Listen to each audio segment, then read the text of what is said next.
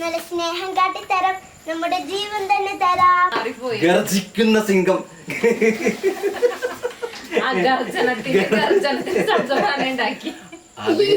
പറയുന്നത് പ്രസംഗം പറയുന്നത് സ്റ്റേജിലല്ലാണ്ട് ഈ ഇവരുടെ മുഖത്ത് നോക്കിട്ട് പറയണേ. അപ്പൊ അവര് പറഞ്ഞു അങ്ങോട്ട് നോക്കാൻ പറഞ്ഞു. ഞാൻ ഇങ്ങോട്ട് നോക്കിയ വഴി പിന്നെ എനിക്കൊന്നും ഓർമ്മയില്ല, ഒക്കെ മറന്നുപോയി. അമ്മയ്ക്കൊരാഗ്രഹം, അപ്പന്റെ മുഖം കാണിച്ചിട്ട് ഇനി വീഡിയോ ഇടുള്ളൂ. അമ്മ പറഞ്ഞു അപ്പന്റെ മുഖം കാണിച്ചാലേ ഇനി വീഡിയോ ഉള്ളു, അല്ലെങ്കിൽ വീഡിയോ ഇല്ലാന്ന് പറഞ്ഞു. അപ്പൊ പറഞ്ഞില്ലേ, നീ കേട്ടില്ലേ ഇസേ?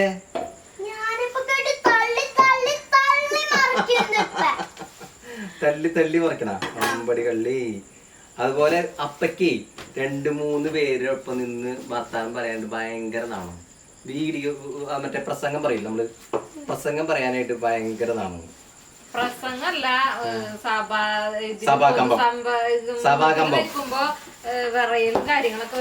ഒരു കഥ പറയാട്ടാ ഇസേ, ഒരു കഥ പറയാ. അതായത് അപ്പന്റെ കടയുടെ ഉദ്ഘാടനത്തിന് അപ്പൻ സ്വാഗതം പറയാൻ പറഞ്ഞു. സ്വാഗതം അപ്പന്റെ അടുത്താണ് അത്. അപ്പൊ അപ്പൻ എന്തെന്ന് വെച്ച് കഴിഞ്ഞാ വലിയൊരു ലിസ്റ്റ് എടുത്ത് A4 ഷീറ്റ് എടുത്ത് A4 ഷീറ്റ് എടുത്തിട്ട് സ്റ്റേജിലുള്ള ആരൊക്കെയാണ് അതിഥികൾ എന്ന് വെച്ചാൽ അവരൊക്കെ പേര് എഴുതി അവരെ കുറിച്ച് ഒരു എസ്സേ പോലെ അപ്പൻ എഴുതി എടുത്തു. കളഞ്ഞ്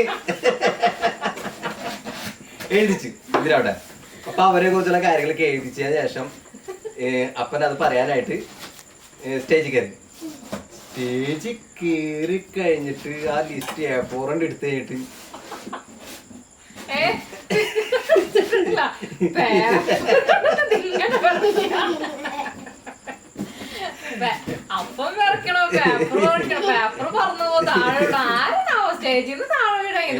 എന്നിട്ട് രസം എന്ന് വെച്ച് കഴിഞ്ഞാ അപ്പൊ അതിലൊരു ആള് ഗണത്തിന്റെ ആളെ കുറിച്ച് പറയുന്നതാണ്. നമ്മുടെ മാളയിലെ പ്രമുഖ വ്യക്തിയായ ഗർജിക്കുന്ന സിംഗം.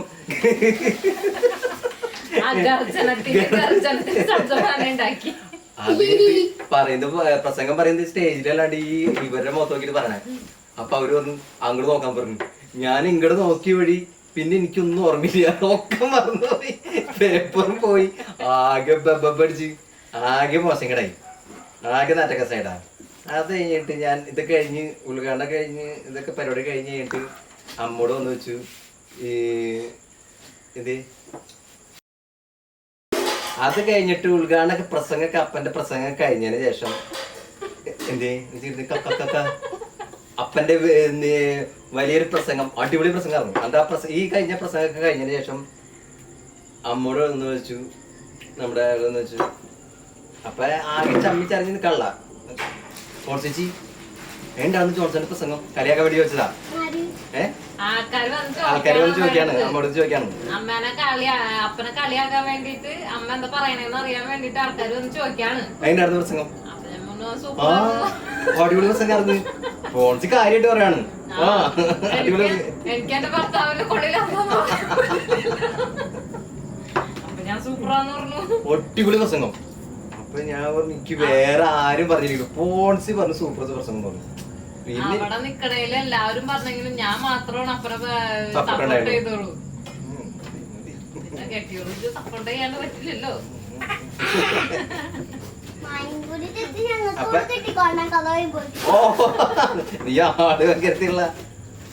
അങ്ങനെയാണ് ഏത് അപ്പന്റെ സഭാകമ്പത്തിന്റെ കാര്യം പറഞ്ഞത്, കഥയുടെ കഥ. അപ്പൊ എന്നിട്ട് ഗർജിക്കുന്ന സിംഗത്തിനെ കുറിച്ച് ഇടയ്ക്കിടയ്ക്ക് പറയും അപ്പനെ കടയാക്കി കൂട്ടുകാരന്മാര്. ഈ പ്രസംഗം അന്ന് സോഷ്യൽ മീഡിയ ഒക്കെ സജീവമല്ലാത്തത് കൊണ്ട് ഒരു ഗുണുണ്ടായിരുന്നു, അത് ട്രോളാൻ ആരുണ്ടായില്ല, അല്ലെങ്കിൽ അപ്പനെ ട്രോൾ ചെയ്യാനാ. ഒരു കാര്യം പുറത്തിറങ്ങിയൊക്കെ നടക്കാൻ പറ്റാത്ത അവസ്ഥയല്ല. അപ്പന് ക്യാമറയുടെ മുന്നിൽ വരാനും വർത്താനം പറയാനൊക്കെ ഭയങ്കര മടിയാണ്. അതുകൊണ്ടാണ് അപ്പം വീഡിയോ വരാത്തത്. അപ്പൊ നമുക്കത് മാറ്റിയെടുക്കണം. അപ്പൊ അമ്മ അങ്ങനെ പറഞ്ഞു അപ്പന്റെ അടുത്ത്. അപ്പൊ വീഡിയോ ഇല്ലാന്ന് പറഞ്ഞു. പിന്നെ കുറച്ച് തിരക്കും കാര്യങ്ങളൊക്കെ ഉണ്ടായിരുന്നു. തല്ല് തല്ല് തല്ല് ഇതെന്തിനാ വാങ്ങിയാ?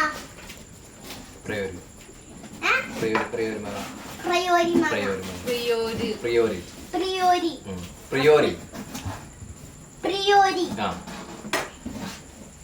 പ്രിയോരി അല്ല പ്രിയോരി. അതിനുള്ള പുളിയൊന്നും ഇല്ലല്ലോ. വെറുതെ അഭിനയിക്കാണ്. രണ്ട് ഭാഗത്ത് അഭിനയ സിംഹമേ. മിച്ചു എടുത്ത് തേച്ച് കേട്ട് മടുത്തു.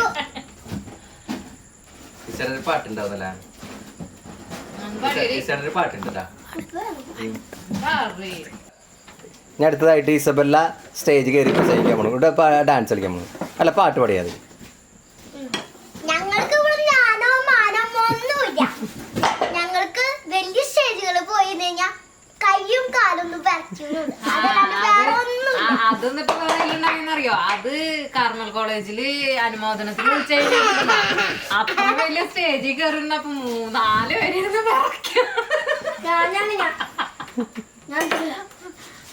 എസക്കൊക്കെ ഏതാണ്ട് പന്തം കണ്ട പരിച്ചതിനെ പോലെയാണ് ഇരിക്കണ അതിനകത്ത്. അത്ര ആൾക്കാരുടെ മുന്നിൽ അത്രയും വലിയ സ്റ്റേജിൽ ചെന്നിരുന്നപ്പോ എന്തുട്ടാ ചെയ്യണ്ട. അത് മുടിഞ്ഞ ഇംഗ്ലീഷ് കേട്ടിട്ട് പേരുകൾ വിളിക്കുമ്പോ മനസ്സിലാവുന്നുണ്ട് സംഭവം നമ്മളെയാണെന്ന്.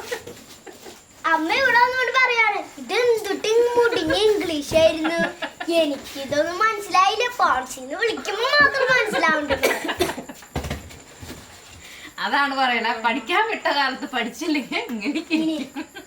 അതുകൊണ്ടാണ് നിങ്ങളോട് എപ്പോഴും പഠിക്കുന്നു പറയുന്നത്. മനസ്സിലായി? നിങ്ങൾ പഠിക്കില്ല.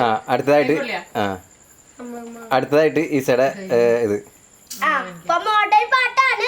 ട്രെൻഡ് പാട്ട്. ഇവിടെ എല്ലാവരും ഇറങ്ങി നടക്കണ പാട്ട്. പാട്ടിന് കൈ കാലൊക്കെ ഇട്ടില്ല. ട്രെൻഡ് പാട്ട്. സഭാക്കാൻ പോകുന്നില്ല എന്ന് പറഞ്ഞാൽ നാണം തന്നെ. അയ്യേ അമ്മൂമ്മയുടെ പല്ല് കാണാം. പാട്. അടുത്തതായി ഇസബല്ലയുടെ ഒരു മനോഹരമായ ഗാനമായിരിക്കും. ഇസബല്ല പാടിക്കോ. പട്ടണത്തിലെ കൊട്ടക്കയിൽ സിനിമ കാട്ടിത്തരാം. ഒത്തിരി പലഹാരം നമ്മൾ കൊണ്ടുവന്ന് തരാം. നല്ല സ്നേഹം കാട്ടിത്തരാം. നമ്മുടെ ജീവൻ തന്നെ തരാം. മധുരല്ലോട്ട് പോയി കാണും തരി മുന്തിരി പോലെ. നിന്റെ സംഗീതമില്ലേ തരി നമ്മുടെ ഇഷ്ടം. ഒന്ന് വേഗം ചൊല്ലു, ഒന്ന് വേഗം ചൊല്ലു.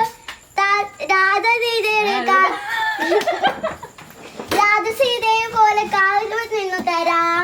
പിന്നാലെ പിന്നാലെ നടന്നതിൽ പിണങ്ങല്ലേ നീ. ബാക്കി എനിക്കറിഞ്ഞുകൂടാ. അതാ പാട്ടിലുള്ളതാണോ? അല്ല, എനിക്ക് ബാക്കി അറിഞ്ഞൂടാന്നാണ് പാട്ട്. വെറുതെ പറഞ്ഞതാണ്. ഇതല്ലേ ഇതാണ്. മനസ്സിലായില്ലേ? നോക്കിയേ.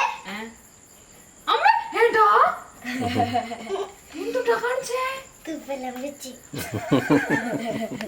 അപ്പ അല്ല ഞങ്ങളിത് ഞാൻ രാധ, ഇവൻ രാജു അല്ലേ? അല്ല രമേശ്. അതവിടെ നിന്ന് രമേശ് ശശി എന്ന് പറയുന്ന പോലെയാണ്. വാ ജോക്കുട്ടൻ. അപ്പൊ ഷട്ടു വാ. കഥ ഇത് പറയണ്ട പതുക്കെ സ്റ്റാർട്ട്. ഈ അടുത്ത വീഡിയോയുമായിട്ട് വരാം. അല്ല സോറി, അടുത്ത കഥയുമായിട്ട് വരാം. Bye bye. ഞങ്ങൾ ഇവിടെ പോയി കളിക്കട്ടെ. അമ്മയുടെ അടുത്തേക്ക് വെക്കോ.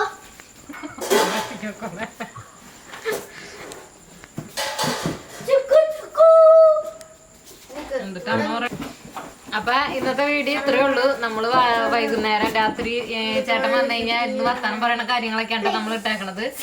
അപ്പൊ ഇത്രയും ദിവസം നമ്മൾ വീഡിയോ ഇടാതിരുന്നതും കുറച്ച് തിരക്കും കാര്യങ്ങളൊക്കെ ഉണ്ടായിരുന്നു. പിന്നെ കൊയ്ത്തൊക്കെ നമ്മുടെ കഴിഞ്ഞിട്ടുണ്ട്. അപ്പൊ അതിന്റെ വീഡിയോ ഒക്കെ അടുത്തത് വരുന്നതായിരിക്കും. അപ്പൊ നമുക്ക് ഇനിയുള്ള വീഡിയോയില് ചേട്ടനും മക്കളും എല്ലാവരും കൂടി ഉണ്ടാവും. ഫാമിലി മൊത്തം ആയിരിക്കും ഇനിയുള്ള കാര്യങ്ങൾ വരാൻ പോണത്. അപ്പൊ നമുക്കിനി അടുത്ത വീഡിയോയിൽ കാണാം കേട്ടോ.